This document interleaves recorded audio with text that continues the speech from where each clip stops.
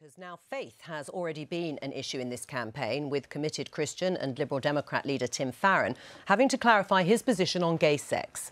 He doesn't think it's a sin, but there is a party standing in this election that's making a pitch specifically for the Christian vote, and that's the Christian People's Alliance.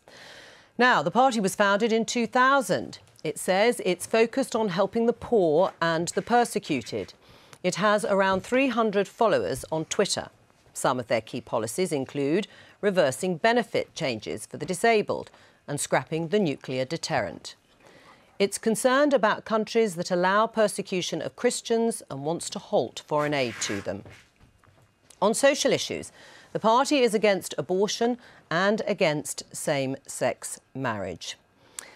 Now, joining us today is Sidney Caudle, who is the leader of the Christian People's Alliance. Welcome to the programme. So let's run through those policies. You're anti-Trident. You want to get rid of nuclear weapons. Any other weapons? Our policy is that we should have a missile shield.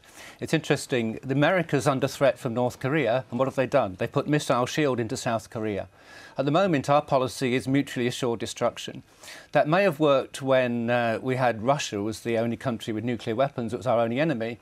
But when countries like Pakistan and possibly Iran are going to have nuclear weapons, mutually assured destruction just doesn't work. So we're wasting 60 billion on nuclear weapons, but what we should have is a missile shield and developing technology to divert missiles into the ocean, which will make nuclear weapons obsolete. Right. You're anti-abortion. Do you want to criminalise abortion in all circumstances? No. No, we haven't. Not at all. Our policy basically is that people should have to look at alternatives. So everyone that is considering an abortion should have to consider the alternative of adoption. And we also believe that life should be protected from conception. So a fetus has rights, and rights not to suffer pain and to be abused. But would it be a criminal offence once people have considered those other options to go ahead with an abortion? Well, it's a criminal offence at the moment, and if you kill a baby after 26 weeks, and it's quite right that that should be maintained because a fetus should have rights. So of course there will be a criminal aspect to it. Absolutely. Right. You're strongly pro-Brexit. You see leaving the European Union as God's will? Everything we do is a matter of asking God and talking to God. One of the fundamentals of the Christian People's Alliance is Jesus said, "My sheep hear my voice and I know them and they follow me." So absolutely we pray about everything that we put forward, and we seek to only put forward things that are according to God's will. Absolutely. Right. Your policy is also to support marriage. Your current policy is to pay couples £10,000 to get married. How much will that cost? Well, the government have said that the breakdown of marriage is costing the nation 48 billion a year, so we're going to be saving an enormous amount by promoting marriage and promoting family stability. There will be an initial cost, but how much is it? Everything we're saying is, well, it depends how many people take it up. Right. But, I mean, in 2014, there were 240,000 marriages in the UK, so it would cost £2.5 billion. It's quite a big price tag to force a social policy. One of our policies is for a turnover tax, which I was reading the Evening Standard only last week, and they were saying a turnover tax is a modern way of taxing people. And that turnover tax will raise far, far more than £2.5 billion. We're talking about substantial amounts of money. And we also want to use some of the turnover tax to offset against the business tax of business property tax to make cities, to revive city centres, which is important. OK. But this is a modern way of taxing. It's interesting. Jeremy Corbyn... You describe it as a modern way of taxing. Let me just explain. Jeremy Corbyn talks a lot about seeking to get tax off the rich from Google and Starbucks and Facebook that aren't paying it.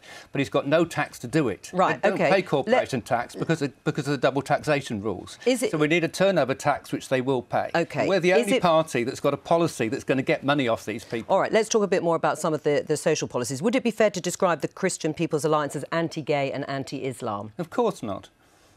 You've asked me that before and I've answered it. We're not against the people. We stand for the principles.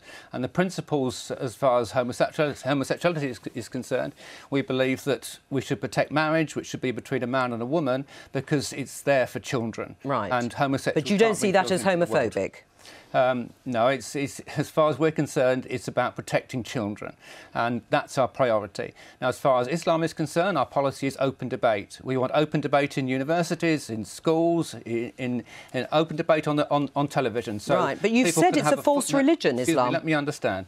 But people need to know what you've said, just to put it in the context. You believe that Islam, or you said Islam, is a false religion. Is that still the case? I've spent 10 years studying the Quran. I know Sure. full well what it says. Right. The Quran says you should cut off the heads of disbelievers. As for those who disbelieve, and it says you should kill disbelievers. And it also says that if in a woman you find disobedience, she should be beaten.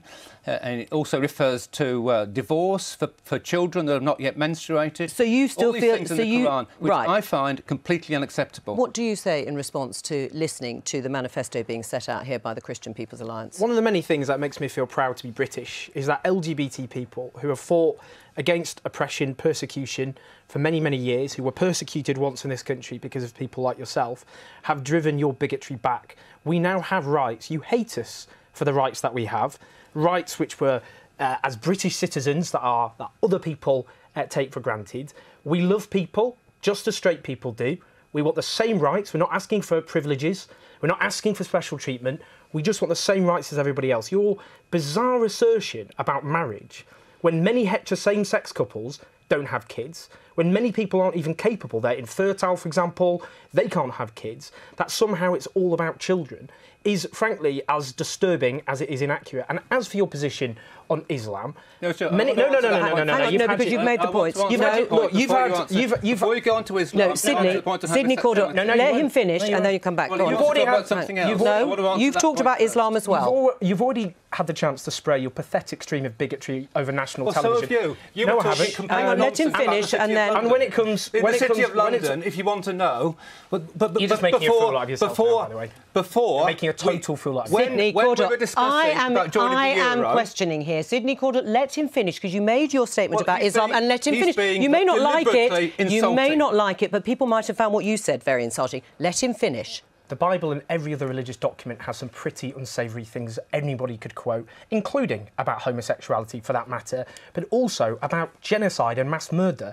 There are millions of Muslims, like, for example, the mayor of this great city, London, who fought for the rights of LGBT people against the sort of bigotry that you represent, who believes in a secular democracy with equal rights for all. Right. And it is you, people like you, who are a threat to this great democracy that millions of people are for. Sidney Cordell, we do have to finish there because we're running out of time on the programme. But no, because you did have a very big say. You did have a very big say, and we'll redress. This gentleman here to insult me without giving me any right of reply. Right. That is typical of the fake news from the BBC. No, and that's not fair, I'm afraid.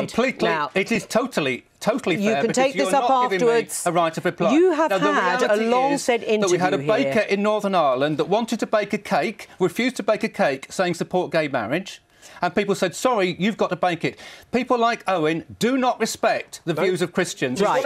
I've let you have your say. And it's not just a matter of us respecting homosexuals, it's a matter of homosexuals respecting Christians. That is also a key point. OK, now, to read... You didn't frankly have the balls to put country before party.